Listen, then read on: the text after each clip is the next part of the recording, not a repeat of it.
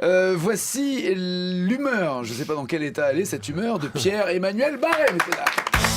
Salut Nagui, salut tout le monde. Là, attendez, bonne nouvelle, j'ai une blague.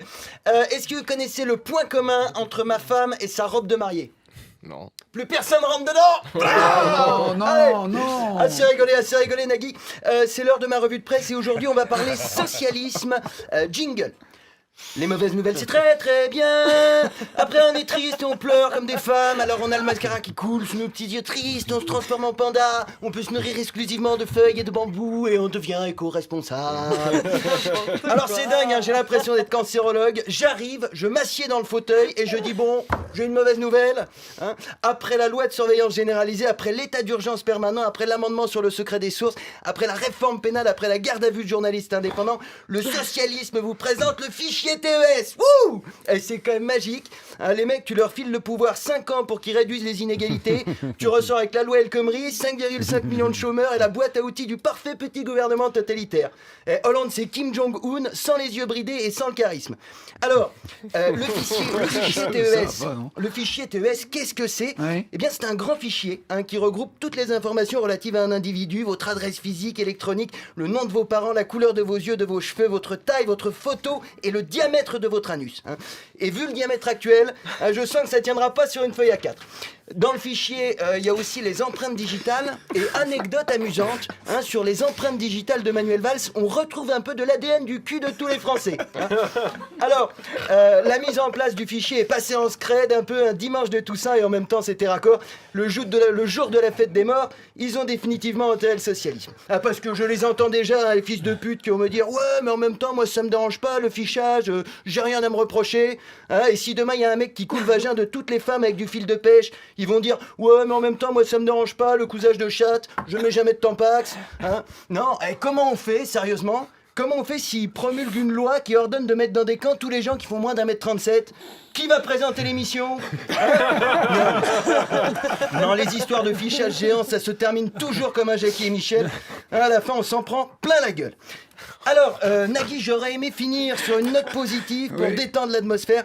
Hein, malheureusement, on le sait, une mauvaise nouvelle, c'est comme un réfugié syrien, ça n'arrive jamais seul. Hein. Ça y est, les Américains ont voté. Les Américains ont voté. Depuis ce matin, tout le monde chiale, même à France Inter. Ouais, c'est une catastrophe. Oh non, Trump est président. Vous auriez préféré quoi pour les États-Unis? Une femme présidente? Air Force One aurait raté tous les créneaux de décollage, putain.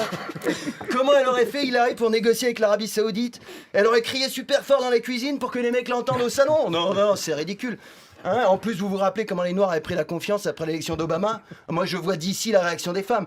Et que je veux plus faire la vaisselle, et que je ne veux plus faire le ménage, et que je ne veux plus toucher ta bite sans le camembert, et que je ne veux plus toucher le camembert et sans ta bite. Non, soyons sérieux. Soyons sérieux, ce qui est vraiment choquant, c'est pas que les Américains aient préféré Trump à Clinton. Oh, ça montre juste qu'ils détestent autant l'oligarchie que les Mexicains. Hein, et puis je vous l'ai déjà dit, moi de toute façon, je n'attends plus qu'une chose des Américains, c'est qu'ils meurent. Hein. Non, ce qui est vraiment choquant, c'est qu'ils aient élu un roux, putain! Les mecs ont élu un roux, merde! Ça va être quoi le prochain président des États-Unis, un handicapé? Hein, remarquez, pour une fois, on aura fait un truc avant les Américains.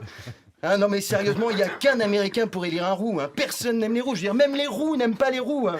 Je suis sûr que quand il sera tout seul dans le bureau ovale, il va se mettre des petites claques à lui-même, Trump. Il va dire « Ah, sale roux, t'as gagné, sale roux !» Puis après, il va appeler Mylène Farmer, il va lui dire « On a réussi, chérie ! Préviens Cohn-Bendit et Audrey Fleurot, on fait une rousse partie à la Maison-Blanche !»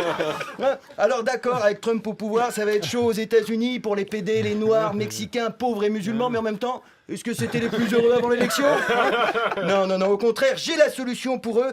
Teignez-vous en roux et frottez-vous le corps avec du maroilles.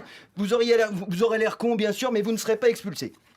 Ah non, Nagui, au final, c'est un message fort que les États-Unis ont envoyé au reste du monde. Ça, c'est une vraie démocratie. Même un Roukmout peut devenir président. God bless America! Hein, c'est vraiment une belle histoire. Le mec, il a dû se faire traiter de sale roux qui pue par une bande de chicanos quand il était gamin.